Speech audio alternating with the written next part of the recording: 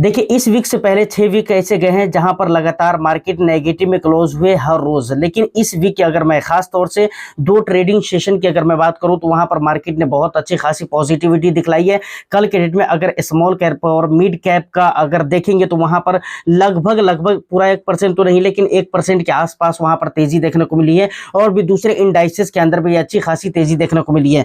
तो इन तमाम तर मुद्दों के ऊपर बात करेंगे कि क्या स्मॉल कैप मिड कैप के अंदर फिर से एक तेजी लौटने वाली है या फिर बाजार की स्थिति सही होने वाली है और इसके पीछे के क्या क्या फैक्टर्स है हम उस पर बराबर बात करते हैं। लेकिन मैं चाहता ये हूं कि भाई एक डेडिकेटेड वीडियो हो इस पे जिसपे आपको ये समझ में आ जाए कि भाई हमारे इंडिया के अंदर क्या क्या खासियत और अच्छी बातें हैं जिसकी वजह से मार्केट पॉजिटिव रिएक्ट कर रहा है। तो ऑफ कोर्स वीडियो बहुत इंटरेस्टिंग होगी, बस एक लाइक करके शेयर कर दीजिए। चैनल को अगर अभी तक आपने सब्सक्राइब नहीं किया है तो आपको पता है कि भाई का चैनल है, ठीक है ना।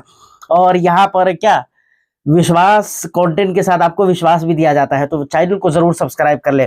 सर डायरेक्ट मुद्दे के ऊपर आते हैं। सबसे पहले अगर हम अपने बाजार के पॉजिटिविटी के ऊपर नजर डालते हैं तो बहुत सारे लोगों को ऐसा लगता है कि भाई एफआईआईज की बाइंग की वजह से यहाँ पर मार्केट के अंदर पॉजिटिविटी दिख रही है। लेकिन मैंने पिछले वीडियो में आपको दो वीडियो में, इससे पहले की दो वीडियो में मैं आपको डेटा दिखला चुका हूं कि नहीं, वहां पर एफआईआईज की जो सेलिंग है वो होती है कहीं ना कहीं स्टॉक ऑप्शन के अंदर, स्टॉक फ्यूचर के अंदर या फिर इसके अलावा और भी कैश मार्केट की अगर मैं बात करूं तो।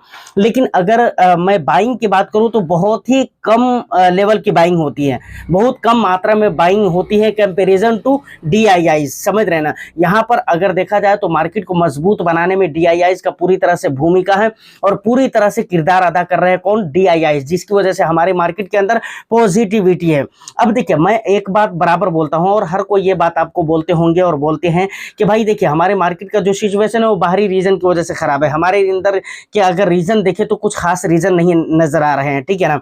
और क्योंकि देखिए अभी आप रेट कट वगैरह को देख लीजिए, रेट कट के ऊपर हम बाद में आएंगे, महंगाई को उससे पहले आप देख लीजिए क्योंकि रेट कट तो उसी वक्त होता है ना जब महंगाई कंट्रोल में हो। और महंगाई की अगर बात की जाए तो हाल फिलहाल में हमारे देश की जो महंगाई है ना पिछले 8 साल के निचले स्तर पर जा पहुंचा है। कहां पर बोल रहा हूं मैं, जी हाँ आप सही सुन रहे हैं, पिछले 8 साल के निचले स्तर पे हमारा इन्फ्लेशन रेशियो जा चुका है, जो कि एक अच्छी बात है। अब जरूरत से ज्यादा भी इन्फ्लेशन कम नहीं होना चाहिए वरना फिर ये भी टेंशन का विषय हो जाता है, तो ऐसा नहीं होना चाहिए। लेकिन हाँ अब भी इतना है जितना होना चाहिए, तो ये एक अच्छी बात है। तो रेट कट वगैरह की बात है तो अभी तो रेट नहीं कट नहीं किया गया था, लेकिन अभी वर्ल्ड बैंक की तरफ से भी रेट कट करने की बात हो रही है, यूएस के अंदर भी रेट कट वगैरह की बात हो रही है और आने वाले जो मंथ हो सकता है वहां पर रेट कट आपको फेड की तरफ से देखने को मिले। तो ये एक दुनिया भर की मार्केट के लिए पॉजिटिव सिग्नल होगी। और वहां पर अगर फेड की तरफ से रेट कट होता है और हमारे देश के अंदर भी रेट कट होता है तो ये हमारी मार्केट के लिए एक और भी बहुत बड़ी कामयाबी और उपलब्धि हो जाएगी। क्योंकि देखिए फेड की तरफ से रेट कट होना ये एक दुनिया के लिए सिग्नल होता है, ठीक है ना, कि ठीक है अब आप अपने भी रेट कट कर सकते हो। और साथ ही साथ हमारे यहाँ भी रेट कट हो जाए, होगा ही होगा, फेड की तरफ से होगा तो हमारे यहाँ भी होगा। और हमारे यहाँ होने का रीजन एक और भी है कि भाई हमारे यहाँ जो इन्फ्लेशन है वो बिल्कुल निचले पिछले 8 साल के निचले स्तर पर है। तो हमारे यहाँ अगर रेट कट होगा तो और भी ज्यादा बेनिफिशियल साबित होगा, क्योंकि हमारे देश के अंदर जरूरत किसकी है, कंजप्शन की जरूरत है। इससे क्या होगा, कंजप्शन बढ़ेंगे। जब रेपो रेट सस्ता हो जाएगा, लोन सस्ते रेट पर मिलेंगे तो वहां पर ज्यादा से ज्यादा लोग लोन लेंगे, ज्यादा से ज्यादा लोग खरीदारी करेंगे, जो कि आपको पता है। या फिर लोन लेंगे तो वो ट्रेडिशनल मार्केट के अंदर खरीदारी करें या स्टॉक मार्केट के अंदर निवेश करें। ओवरऑल फायदा हमारी इकोनॉमी को, हमारी जीडीपी को ही मिलने वाला है। तो ये सारी बातें हो गई है। अब एक बात ये आपको याद रखना है कि लगातार कहते हैं कि 3-4 दिन अगर मार्केट के अंदर पॉजिटिविटी रहे तो वहां पर पॉसिबिलिटी हो जाती है कि मार्केट के अंदर अब पॉजिटिव सेंटीमेंट क्रिएट हो गया है, ठीक है। अब मार्केट ज्यादातर चांसेस है कि ज्यादातर जगहों पे मार्केट पॉजिटिव रहेगी।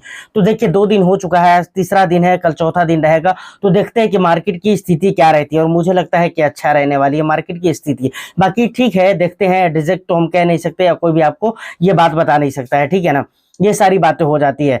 अब देखिए यहाँ पर एक चीज है जो कि आपको याद रखना चाहिए। हमारे पास एक सवाल भी आया था कि सर मैंने अपने टोटल पैसे को म्यूचुअल फंड के अंदर निवेश कर दिया है, क्या सही है? तो देखिए इसको मैं एक बात बराबर कहता हूँ और मेरा जो पर्सनल ओपिनियन है, आप इस बात को किस तरह से देखते हैं या इस सवाल को आप किस एंगल से देखते हैं वो मुझे नहीं मालूम। आपका जो भी ओपिनियन हो आप बताइएगा, लेकिन मेरा ओपिनियन ये रहता है कि भाई देखिए, आपको अपना इमरजेंसी फंड पहले तैयार करके रखना चाहिए। उसके बाद आपको अलग अलग एसेट क्लास में आपको निवेश करना चाहिए, अलग अलग जगह पे निवेश करना चाहिए। कुछ पैसे आपको डायरेक्ट स्टॉक में डालना चाहिए, कुछ पैसे म्यूचुअल फंड में डालना चाहिए, कुछ पैसे बॉन्ड वगैरह में डालना चाहिए, लिक्विड फंड वगैरह में। तो ये डाइवर्सिफिकेशन हो गया। और अगर एसेट क्लास की मैं बात करूं तो कुछ पैसे आपको गोल्ड में डालना चाहिए, कुछ सिल्वर में भी डालना चाहिए, और हो अगर आपके पास इतना पैसा है तो कुछ रियल एस्टेट में भी डालिए, ठीक है, और कुछ म्यूचुअल फंड इक्विटी मार्केट के अंदर भी डालिए।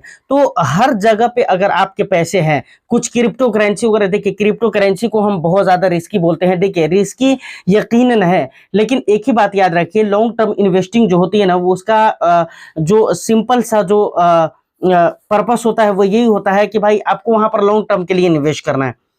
तो लॉन्ग टर्म के लिए अगर आप निवेश करते हैं, चाहे वो स्टॉक के अंदर हो, म्यूचुअल फंड के अंदर हो या क्रिप्टो के अंदर हो, तो वहां पर कुछ ना कुछ रिटर्न्स आपको बनेंगे ही बनेंगे। नेगेटिव जाने का चांस तो बहुत ही कम है।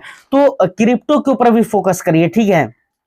मैं ये नहीं कह रहा हूं कि आप पूरा पैसा क्रिप्टो के अंदर ढकेल दीजिए, ऐसा नहीं कह रहा हूं, ठीक है, थोड़ा करके निवेश करिए। और दूसरी बात ये कि पहले आप जानकारी जुटाइए। अगर आपको जानकारी नहीं है तो उसके बारे में जो लोग जानते हैं उनसे आप बात कीजिए, और तब जाकर कुछ अपने मतलब कैपिटल का कुछ परसेंट, 5-10% ही सही है, लेकिन आप वहां पर भी निवेश करिए। क्योंकि अलग अलग एसेट क्लास में जब आपके पैसे रहेंगे ना, तो हर एसेट क्लास एक बार बैठ जाए ऐसा नहीं हो सकता है। कहीं से आपके रिटर्न्स भी आएंगे। कोई एसेट क्लास होगा जो कि अच्छा परफॉर्म कर रहा होगा, और कोई होगा जो अच्छा परफॉर्म नहीं कर रहा होगा। तो एक का परफॉर्म दूसरे को रिकवर करेगा, दूसरे की गिरावट को या दूसरे की नुकसान को रिकवर करेगा। तो इसलिए मैं कह रहा हूं, समझ रहे हैं ना। और ऐसे भी पैसे को एसेट क्लास लेवल पे आपको डाइवर्सिफाइड करके रखना भी जरूरी होता है। और सेम इसी तरह के कई सवाल मेरे पास और भी आते हैं कि भाई मुझे म्यूचुअल फंड के अंदर पैसे डालना चाहिए, निवेश करना चाहिए, या एलआईसी के अंदर निवेश करना चाहिए।